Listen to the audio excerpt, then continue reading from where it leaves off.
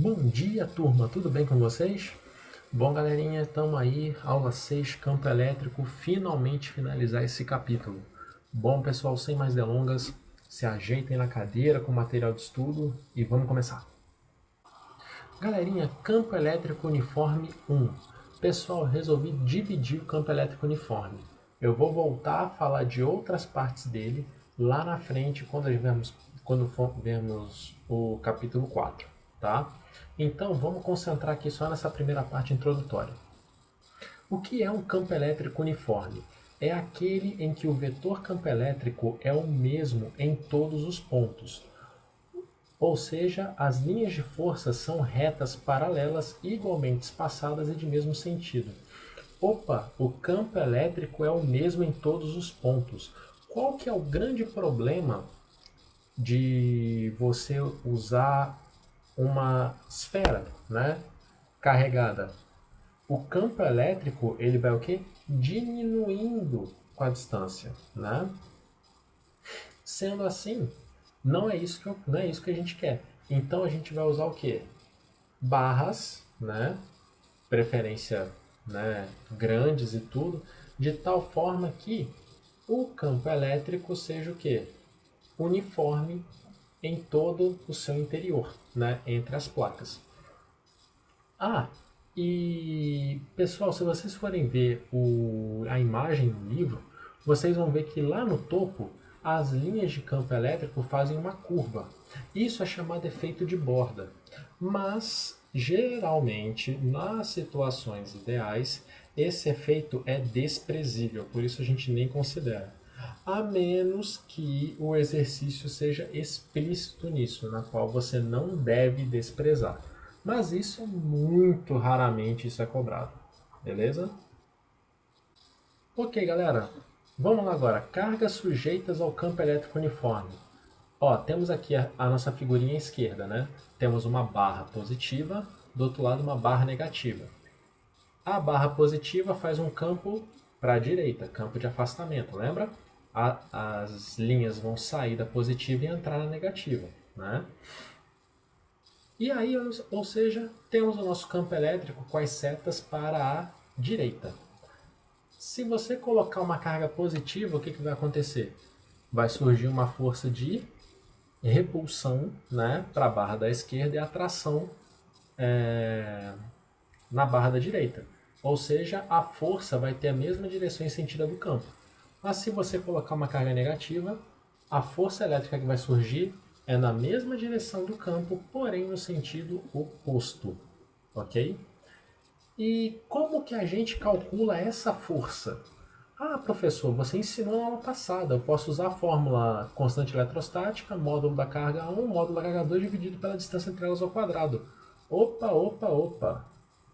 Ó, corta isso aí. Isso aí só é válido para cargas, quando você tem duas cargas, né? Duas cargas pontiformes. Aqui você tem uma carga pontiforme e uma barra, né? Então essa fórmula não é válida. Mas a anterior a essa, que é a geral, vale, que a força elétrica, né? Que a força elétrica é quem? Carga vezes campo, né? O módulo da carga vezes o campo. Então, você pode passar a carga dividindo e também o que? Encontrar uma expressão para calcular o campo elétrico. Certo, turma? Difícil? Espero que não, hein? Bom, galera, dando continuidade aí, o que geralmente é cobrado quando a gente tem uma situação dessas? Quando você coloca uma carga no interior do campo uniforme e você solta ela, ó, você aqui pelo desenho você vê, ó, eu tenho uma força para a direita, na outra eu tenho uma força para a esquerda. Se você solta essa partícula, essa carga, né, esse objeto vai se deslocar. E aí, geralmente, a pergunta que os exercícios fazem nessa situação é: qual é a aceleração desse objeto? Galerinha, sem segredo, sem inventar a roda. Olha só, Nós vimos lá no primeiro ano do ensino médio que a segunda lei de Newton, que é o princípio fundamental da dinâmica, diz o quê?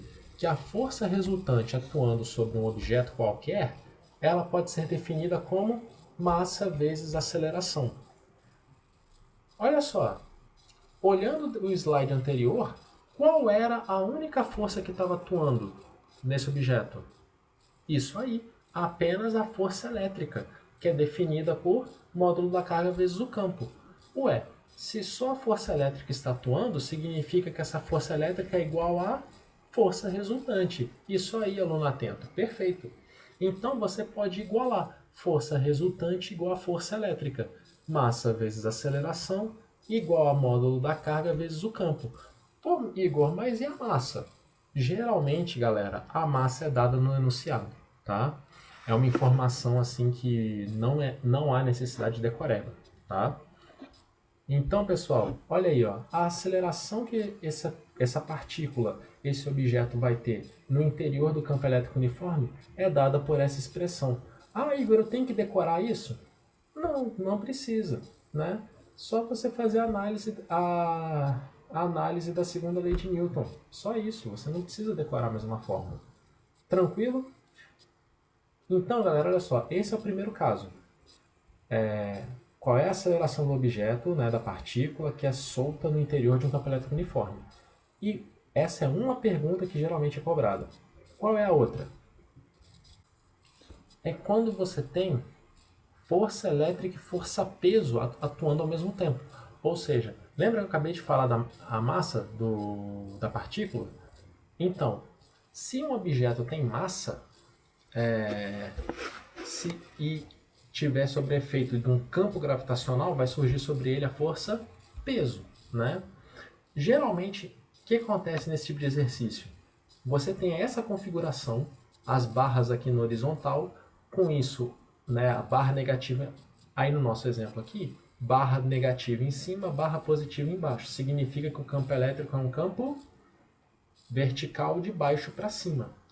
E aqui no interior eu tenho uma carga, né, uma carga positiva Qzinho.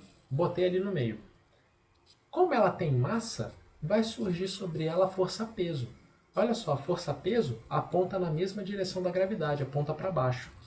Como a carga é positiva, a força que vai surgir é uma força de repulsão, ou seja, uma força para cima. Aí, geralmente, a pergunta que faz é o seguinte: qual é o módulo, né, da força ou o peso tal que essa partícula, ao você soltar ela, ela fique em repouso? Olha só, força elétrica, módulo da carga vezes o campo, como nós acabamos de ver. Tá? Peso, nós já vimos lá no primeiro ano, massa vezes gravidade. Então, pessoal, se o objetivo é perguntar qual é a força tal que a partícula fica em repouso, é só você fazer a análise da lei de Newton. Se a partícula fica em repouso, significa que a sua resultante é zero. Então, o módulo da força elétrica é igual ao módulo da força-peso. Ou, né, se a pergunta não for essa, a pergunta for, qual é a aceleração que essa partícula vai subir ou vai descer, né? Como que ela vai subir ou vai descer? Ou ela vai cair, né? Ó, de novo, análise vetorial. Se ela vai subir ou cair, logo você terá uma força resultante apontando em uma dessas direções. Se porventura a força elétrica for maior que a força-peso, significa que essa partícula vai subir ganhando velocidade. Se porventura o peso for maior que a força elétrica, essa partícula vai cair ganhando velocidade. Ué, Igor, por que ganhando velocidade? Ó, força resultante vai ser a diferença dos vetores, né? Então, se isso não for zero, significa que eu tenho força resultante. Se a minha força resultante é diferente de zero, significa que eu tenho o quê? Aceleração. Se eu tenho aceleração, a minha velocidade varia com o passar do tempo. Show, galera? E nós temos o terceiro caso, né, que esse já é o mais trabalhoso. tá? Mas muito divertido de fazer também. Que é o caso de lançamentos. Ou seja, você tem uma região de campo uniforme, né, ó, a barra vermelha, a região, né, a barra positivamente carregada, e a barra preta, a barra negativamente carregada. Logo, o campo é um campo vertical para baixo. Pois bem, aí você tem a sua partícula com carga, né? E aí, ao invés de você colocar ela no interior e soltar, agora você está do lado de fora do campo e você arremessa ela com uma velocidade v para o interior do campo. Ao essa partícula entrar na área de campo elétrico, vai surgir sobre ela quem? A força, né? Aí, nesse pequeno exemplo que eu estou fazendo aqui agora para vocês, que está aqui na imagem, eu estou desconsiderando a força-peso, ou seja, a massa da nossa partícula aqui é desprezível. Ah, Igor, mas se não for? Aí, se o exercício pede, né, ou melhor, se o exercício dá para você que essa carga tem massa, se tem massa, vai ter peso. Aí você vai ter que colocar força-peso na análise do seu problema. Mas aqui, para ficar, porque como nós já fizemos a análise com a força-peso no anterior, agora eu estou fazendo sem para ficar mais tranquilo, tá? Mas se tiver, é a mesma análise que você tem que fazer. Bom, vamos lá. Quando você faz esse lançamento, olha só, essa carga, ela o quê? Surge sobre ela uma força. Olha só a linha pontilhada. A linha pontilhada está indo na direção da barra positiva. Então essa carga é de que sinal? Positiva ou negativa? Brilhante, aluno atento. Negativa, né? Porque se ela está se aproximando da positiva, significa que a força elétrica está apontando para cima, né? E aí como é que fica a análise, né? É um lançamento horizontal, né? Aí a gente vai ter que ver a análise de lançamentos igualzinho que a gente viu lá no primeiro ano. Olha só, a gente vai ter que dividir, né? Vamos analisar o lançamento na direção X e na direção Y. Vamos ver aqui na direção X. Vamos lá, eu tenho forças atuando na direção X? Não, não tenho. E por favor, não venha me falar que a velocidade tá atuando, porque velocidade não é força. Ah, vou puxar sua orelha, hein? Bom, não temos forças na direção X. Se eu não tenho força, isso significa o quê? Que a minha força resultante é zero. Se a minha resultante é zero, pela segunda lei de Newton, quanto vale a minha aceleração? Zero, né? Então, se a minha aceleração é zero, a minha velocidade é constante. Se a velocidade é constante, que tipo de movimento é esse? Isso aí, lembrou, né? O movimento uniforme, onde a fórmula é dada por S igual a S0 mais VT, a função horária da posição, né? A função horária do espaço. Aí vamos adaptar a equação para as informações que a gente tem. Ó, na horizontal, a posição é o x, como está escrito aqui. Ó. Então, ou seja, qual o deslocamento horizontal dele? X, né? E aí, velocidade. Velocidade no eixo x, né? Vezes o tempo, que é o tempo que ele levou até concluir todo o seu movimento. Aí, vamos lá. No eixo x, só isso que acontece. Agora, vamos para o eixo y. Então, no eixo y, qual é a força que nós temos que está atuando na nossa partícula? A força elétrica. Opa, então a gente só tem ela? Só tem ela. Lembrando de novo, nesse caso eu desconsiderei a massa, né? Então, ou seja, a força-peso é desprezível, tá? Então, ou seja, você não vai, ou seja, a força-peso é insignificante nessa análise. Se porventura não for, né, caso o exercício deixe explícito, né, aí o que? Na hora de fazer a análise, você vai ter que fazer, ó, força elétrica menos a força-peso, ok? Mas aqui desconsidere a força-peso, então a única força atuando na partícula é a força elétrica. Então, a força resultante no eixo y é igual à força elétrica.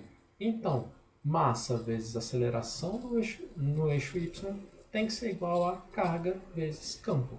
Então, a aceleração no eixo y é dada por essa expressão. Módulo da carga vezes campo dividido pela massa. Então, como que fica? Opa, se eu tenho aceleração, e olha só, a aceleração é dada por módulo da carga. Pessoal, a carga da minha partícula, a carga de qualquer partícula que a gente está estudando até agora, essa carga é sempre constante ou ela é variável? Ela é constante. Opa, campo uniforme. Campo uniforme é o que mesmo? Igual a gente viu aqui no primeiro slide. É o campo que ele é o quê? O mesmo em todos os pontos. Então o campo é constante, dividido pela massa. A massa é variável? Não, a massa é constante. Então você tem que a aceleração depende de 3 valores constantes. Logo, a minha aceleração é o quê? Constante. Se a minha aceleração é constante, que tipo de movimento é esse que eu tenho no eixo Y? Brilhante, isso aí. MUV. Se é o MUV, vale as 3 equações, né? A função horária do espaço, a função horária da velocidade e Torricelli, que é o que estão aqui que eu coloquei na bolinha vermelha, já adaptadas para o movimento na vertical. Beleza, gente? Então, quando você tem essa parte de lançamentos, você tem que ficar ligado nisso aí. Opa, se eu tenho um lançamento, eu tenho que quebrar o movimento, dividir, analisar o que está acontecendo no eixo X, analisar o que está acontecendo no eixo Y. Ok? Show de bola, galera. Então, vamos para os exercícios aqui. Galerinha, finalmente para finalizar esse capítulo, vocês podem fazer os exercícios da página 33, do 1 ao 7, e da página 34 a 37, do exercício 1 até o exercício 22. Podem meter bronca em todos eles. Galerinha, qualquer dúvida com relação à nossa matéria, com relação a qualquer exercício, seja do nosso livro didático ou de qualquer material que você esteja estudando na internet ou cursinho, galera, sem medo, sem problema, só mandar no Google Sala de Aula que eu vou ter o maior prazer de responder. Galera, sem mais delongas, espero que tenham gostado da aula. Bons estudos e a gente se vê na próxima semana. Um abraço, tchau, tchau.